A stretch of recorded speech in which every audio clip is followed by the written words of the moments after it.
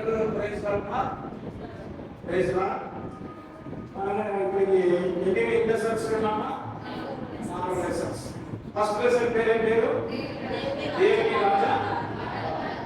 రెండవ లెసన్ పేరు విశాల విమానం. మూడవ లెసన్ పేరు నాలుగవ లెసన్ పేరు సింహాసనం పేరు. ఇప్పుడు మనం ఫోర్త్ లెసన్ విన్నాం. మన హృదయంలో ఇద్దరు అధికారం పొందాలని ఆశపడతా ఉన్నారు. మన హృదయం అనేటువంటి సింహాసనం యొక్క గదిలో ఇద్దరు అధికారం పొందాలని ఆశపడతా ఉన్నారు. ఎవరు ఆ ఇద్దరు? సాతాను ఎవరిటువంటి యేసుక్రీస్తు మన యొక్క రాజ్యమైనటువంటి సింహాసనం యొక్క గదిలో అధికారం కలిగి ఉండాలని ఆశపడతా ఉన్నారు. మరి అదేవిధంగా త్రిత్వమైనటువంటి దేవుడు ఎవరెవరు చెప్తారా? మన త్రిత్వమైనటువంటి దేవుడు.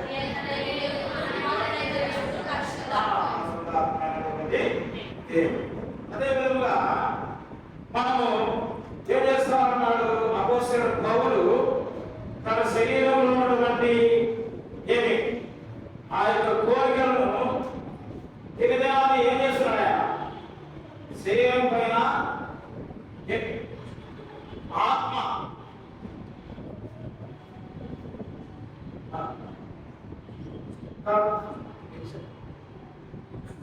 కాబట్టి మన శరీరంలో ఉన్నటువంటి ఆత్మ బలపడాలంటే ఏం చేయాలి? మనము ఏం చేయాలా?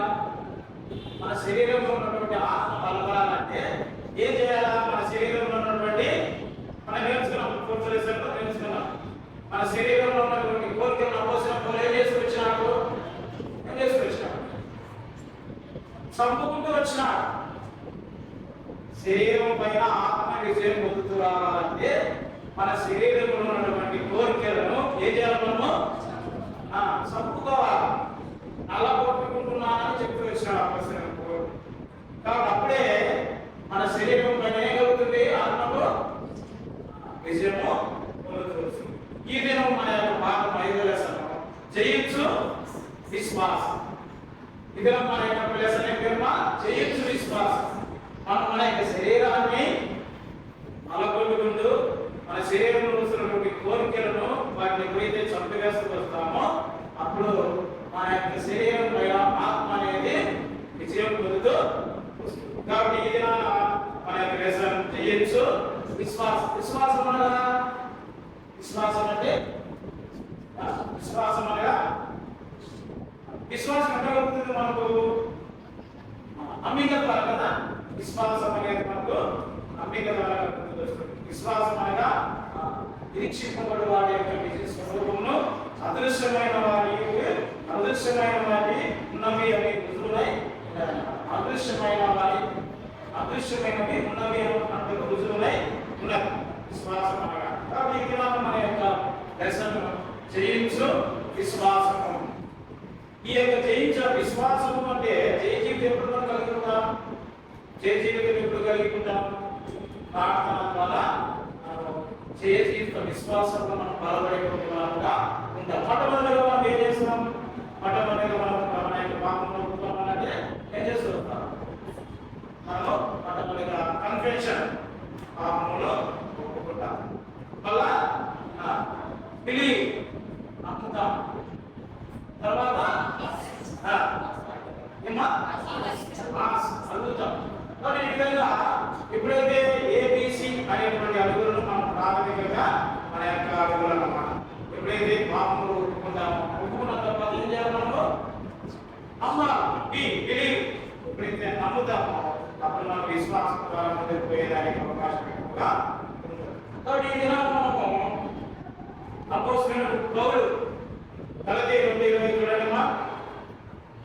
గలతీ 2:20 ఏముంది అక్కడ మనకు? గలతీ 2:20లో నేను క్రీస్తుతో కూడా సిలువ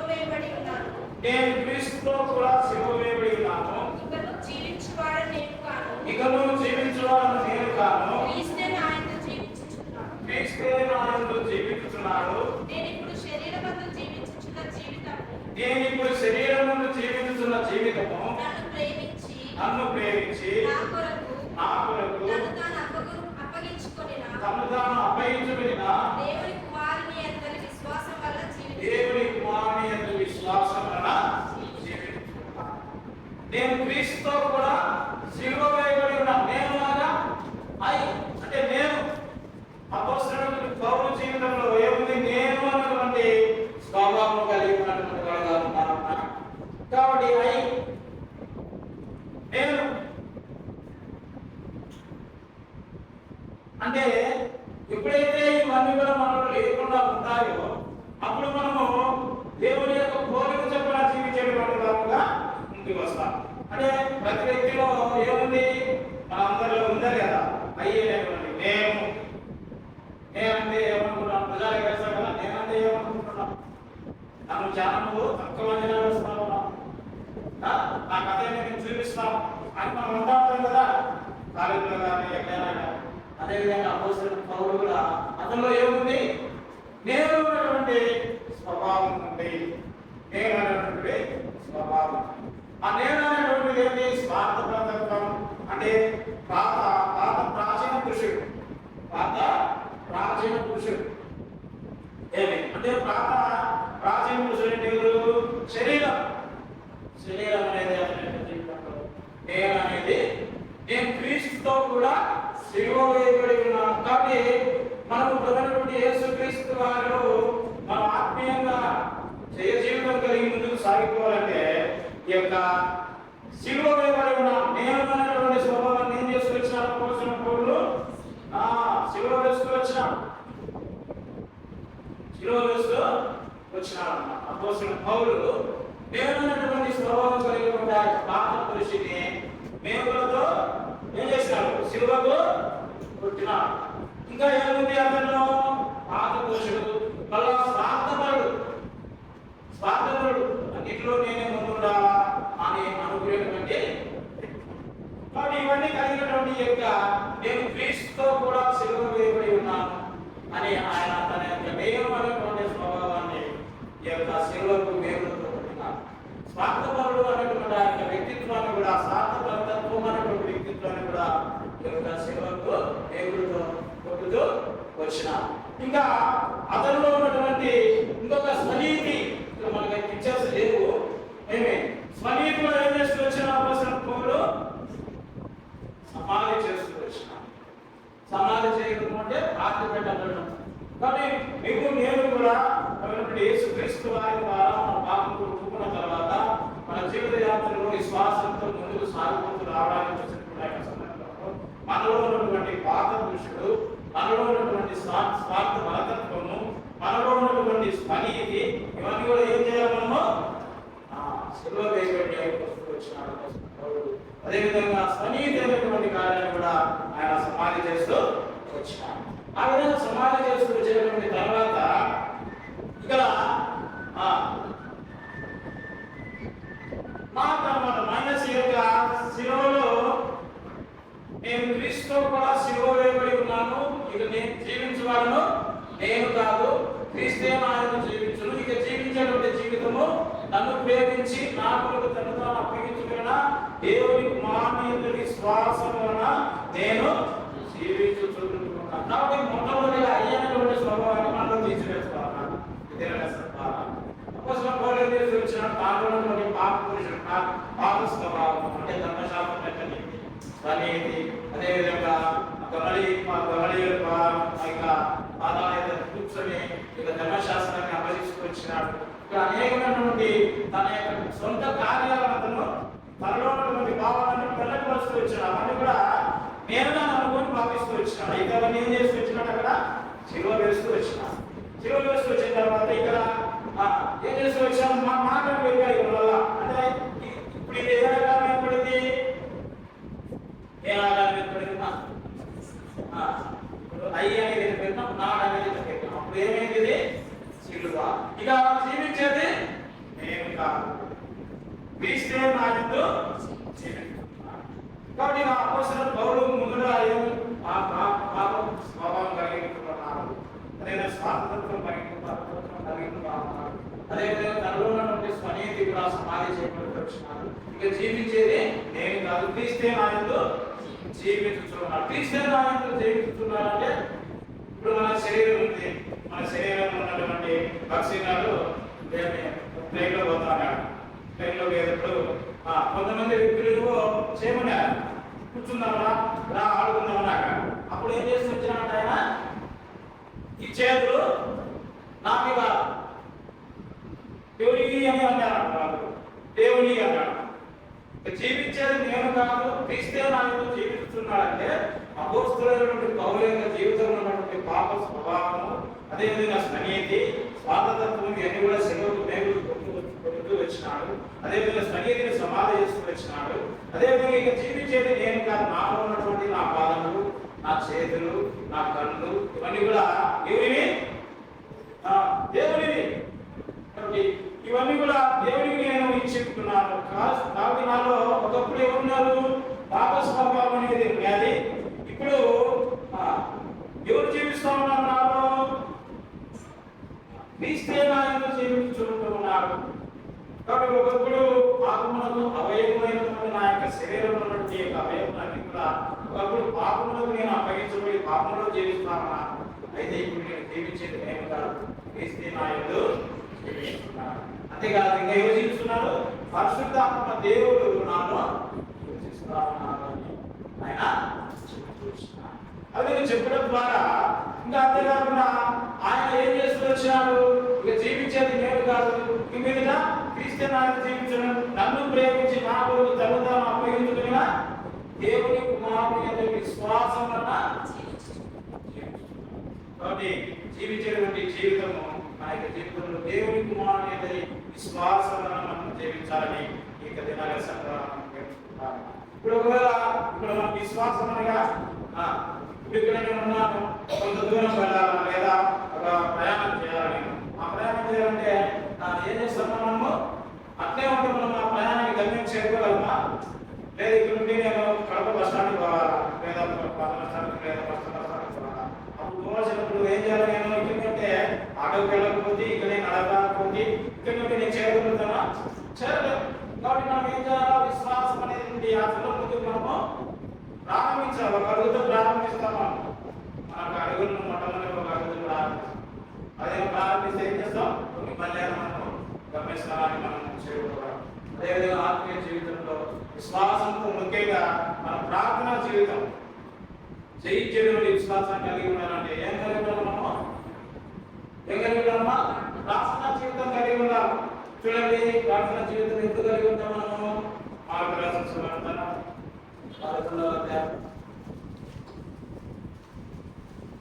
22 నుంచి మనం చూస్తున్నట్లయితే అందుకే యేసు వారితో ఇట్లనెను, మీరు దేవుని యందు విశ్వాసం ఉంచుడి,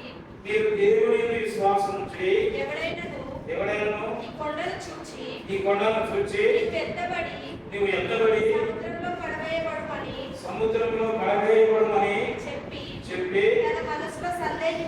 తన మనసులో సందేహింపక తాను చెప్పినది జరుగునని నమ్మిన ఎడల వాడు చెప్పినది జరుగునని మీతో నిశ్చయంగా చెప్పుచున్నాను. అందుచేత ప్రార్థన చేయనప్పుడు మీరు అడుగుచున్న వాటి నెలను పొంది ఉన్నామని నమ్ముడి, అప్పుడు అవి మీకు కలుగునని మీతో చెప్పుచున్నాను. కాబట్టి ఇక్కడ మనకు యేసుక్రీస్తు వారు ఏం చెప్తా ఉన్నారు? ప్రార్థన చేయనప్పుడు మీరు అడుగుచున్న వాటి నెలను పొంది ఉన్నామని నమ్ముడి. కాబట్టి మనలో అనేక వాళ్ళు ఏమొస్తూ ఉంటుంది? మనం ఏదైతే కావాలనుకుంటామో మన మనసులో ఒకటి పెట్టుకుంటుంటాము. ఆ పెట్టుకున్నటువంటి ఆలోచన ఏం చేస్తాం? దేవుని దగ్గర పెడుతూ వస్తాం. అదే పెట్టినప్పుడు అడుగుతూ వస్తాం కదా. ఇప్పుడు మనం శరీరంలో ఉన్నటువంటి కోరికలను బట్టి మనం అడుగుతూ వస్తాం. అంటే సందేహం మన జీవితంలో ఉండకూడదు. విశ్వాసం యొక్క జీవితంలో సందేహం అనేది అవిశ్వాసం అనేది మనం ప్రార్థన చేయనప్పుడు మనము దేవుని యేసుక్రీస్తు వారిని తనైన దేవుని ఏదైతే అద్భుతంగా కూడా పొంది ఉన్నామనేటువంటి నమ్మిక అనేది మనలో కొన్ని మాటలు మనం అడుగుతా వస్తాం. దేవుడు ఏం చేస్తాడు? ప్రార్థనలో అయినప్పుడు నో అంటాడు. అంటే అది ఎన్నో అన్నప్పుడు చూడండి కీర్తనలు 66 చెప్తుంది. కీర్తనలు 66 ఎప్పుడు నో అని అంటారు దేవుడు. నా హృదయంలో నేను పాపమును లక్ష్యం చేసిన ఎడల ప్రభువు నా మనవి వినకపోవును. కాబట్టి ఎప్పుడైతే హృదయంలో మనం పాపం ఒక ఆలోచన కలిగి ఉంటామో ఆ ఆలోచన కలిగి ఉన్నప్పుడు ఆ ఆలోచన దేవుడి దగ్గర పెడతాం. ప్రభువా నా యొక్క ప్రార్థన మనకి ఆలకించు ప్రభువా అని చెప్పేస్తున్నాడు. అంటే మనం దేవుడు నో అంటామంటే మన హృదయంలో పాపమును మనము లక్ష్యం చేస్తూ ఉన్నామని మనం గ్రహించాలా. అది మన క్షేమం కొరకే దేవుడు మనము అది దేవుడు నో అంటామని మనము తెలుసుకోవాల్సినటువంటి వారుగా ఉంటాము. అదేవిధంగా కొన్ని దేవుడు ఎస్ అని అంటాడు. ఎస్ అని అన్నప్పుడు ఏమన్నము? ఎస్ అంటే అది దేవుని చిత్తానుసారము మనం చేసేటువంటి ప్రార్థన దేవుని యొక్క ఉద్దేశము దేవుని యొక్క చిత్తానుసారంగా జరుగుతూ ఉంది. అది ఆయన ఉద్దేశం అని చెప్పేసి మనము గ్రహించాలి. ఇంకా కొన్ని సందర్భాల్లో దేవుడు ఏం చెప్తాడంటే ప్రార్థన చేసేటప్పుడు ప్రార్థన చేస్తా ఉన్నారా మీ జీవితాల్లో మీరు రోజు ఉదయాన్నే సరే పక్కనే సరే ప్రార్థన చేస్తున్నామన్నా వాక్యం చదువుతామా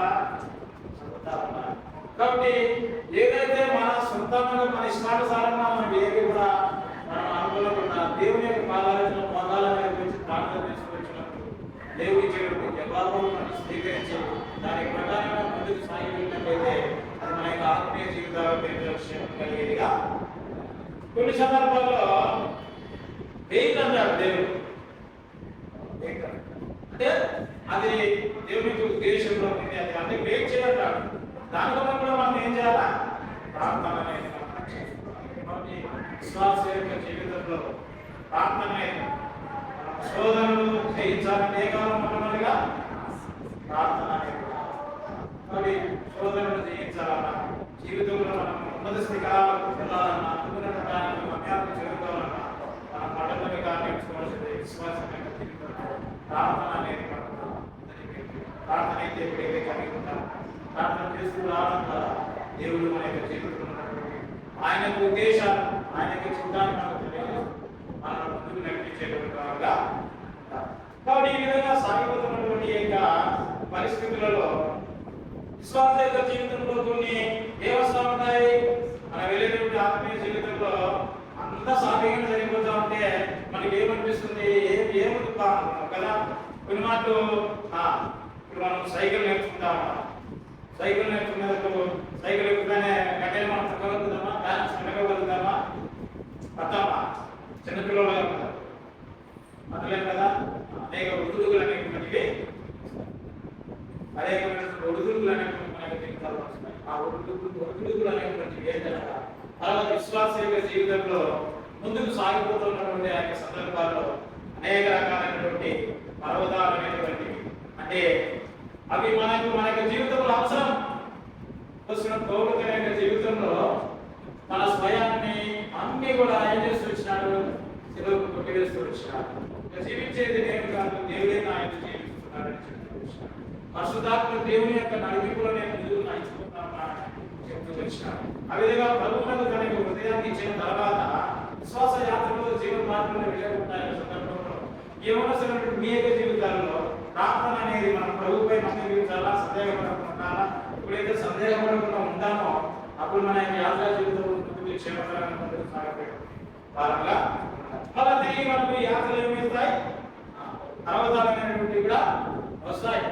పర్వతాలు వచ్చినప్పుడు చూడండి అపోస్తలుల పౌలు యొక్క జీవితంలో వచ్చినటువంటి ఒడిదుడుకులు చూడండి. అపోస్తలుల కొరింథీయులకు రాసిన మొదటి పత్రిక అనేక రకాలైనటువంటి పరిస్థితులు వస్తాయి. ఏమి సాఫీగా జరిగిపోతా ఉంటే ఏముంది ఈ విశ్వాస యాత్ర విశ్వాస జీవితం మిగతా బాగుంది అని మనం అనుకుంటున్నాం. అయితే కొన్ని సందర్భాల్లో మన జీవితాల్లో ఏమొస్తా ఉంటాయి?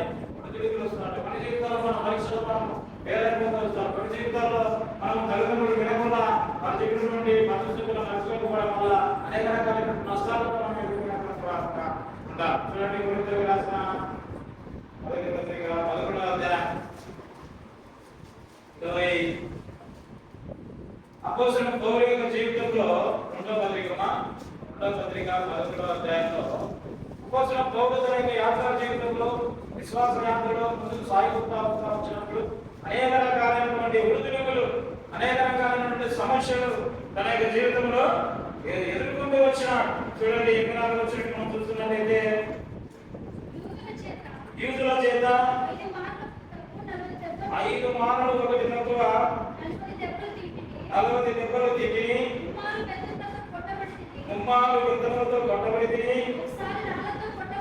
ఒకసారి నాలతో కొట్టబడి తిని, ముమ్మారు ఓడ పగిలి శ్రమపడి తిని,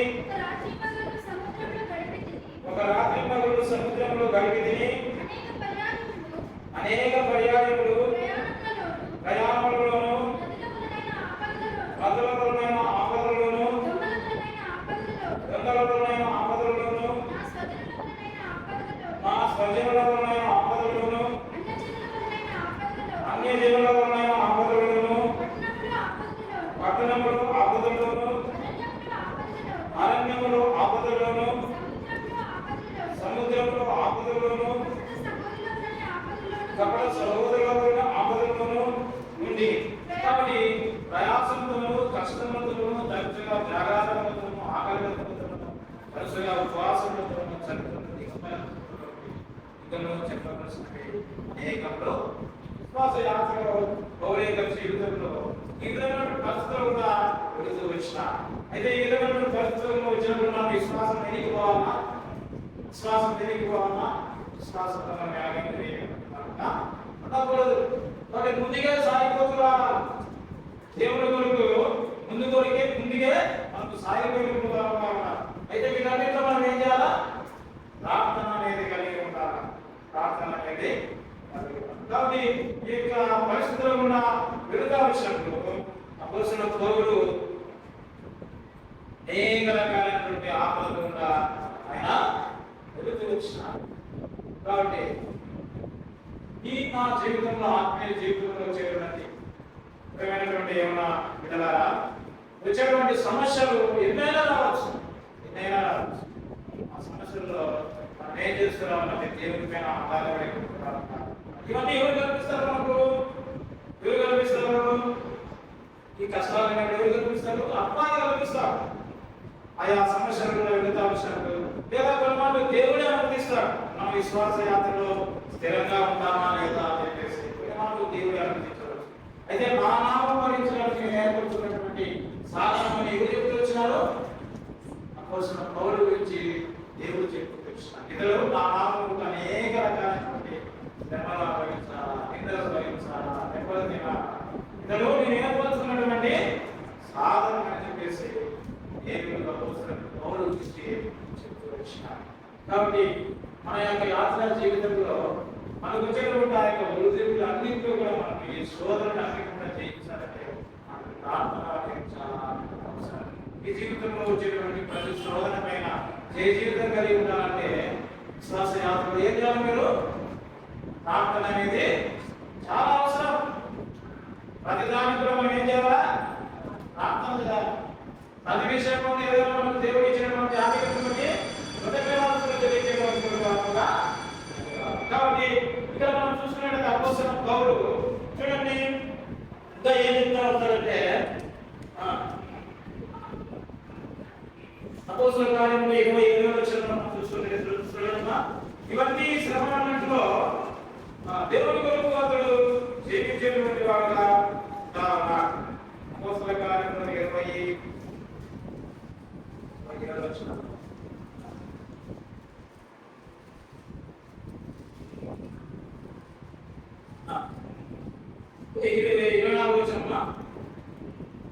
అపోస్తలుల కార్యములు 27వ వచనం. అయితే దేవుని కృపా సువార్తను గురించి సాక్ష్యం ఇచ్చలేదు నా కొరకు నేను ప్రభువైన యేసును పొందిన పరిచయం పొందుకోవాలని నా ప్రాణం నాకు ఎంతమాత్రం ప్రేరేపించగా అపోస్తలుడైన పౌలు దేవుడు ఇచ్చినటువంటి చూపించడానికి నా ప్రాణం ఎంతమాత్రం ప్రేరేపించగా కాబట్టి ఆయా సందర్భాల్లో దేవుడు ఏం చేస్తాడు? అన్నింటిలో కూడా అపోస్తలుడైన పౌలుకు ఏం చెప్తూ వచ్చాడు? కొరింథీయుల పత్రిక 12వ అధ్యాయం 9వ వచనంలో నా కృప నీకు చాలు అని చెప్తూ వచ్చినాడు. శ్రమలలో, నిందలలో, బాధలలో, వేదనలో, అపాయకర పరిస్థితుల్లో, కరుణాదిత్యంలో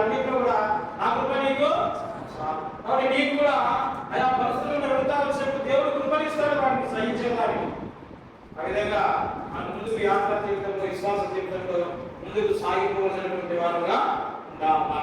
ఆ విధంగా ఉన్నటువంటి యేసుక్రీస్తు ప్రభువుల వారు మనము ఇంకా మనం సొంత రక్షకులను అంగీకరించకుండా ఉన్నట్లయితే దేవునికి అనుకూలమైనటువంటి సమయం.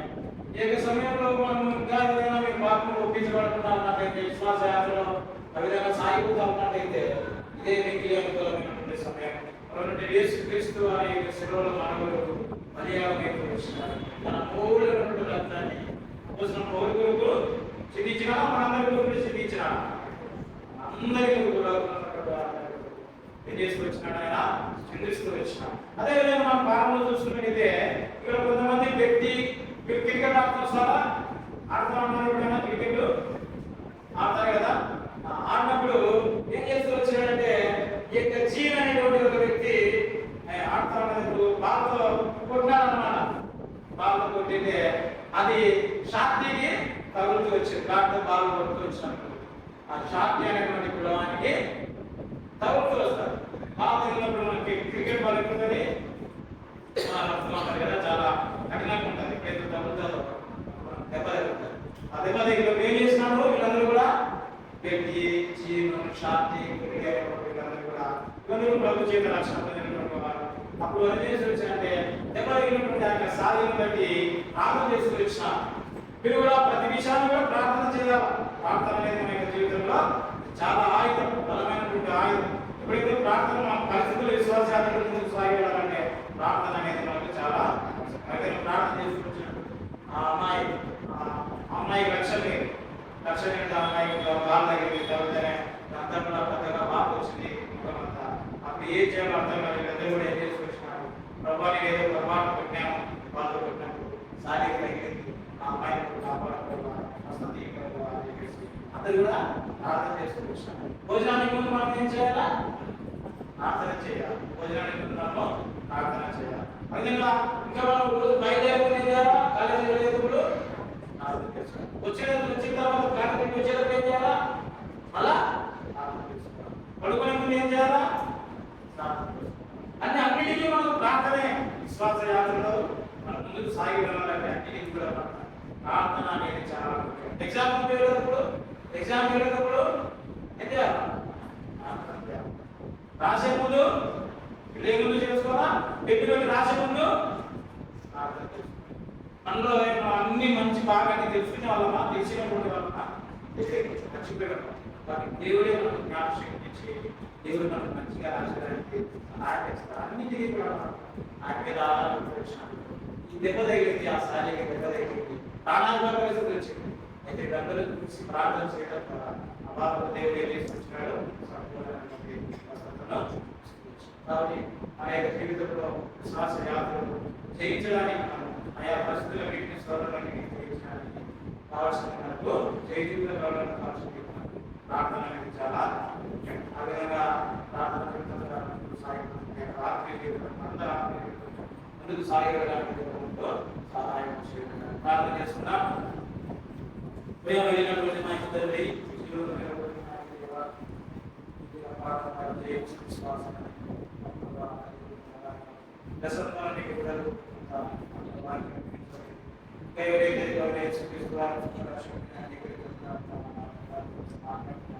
దేనికి అనుకూలమైన సమయం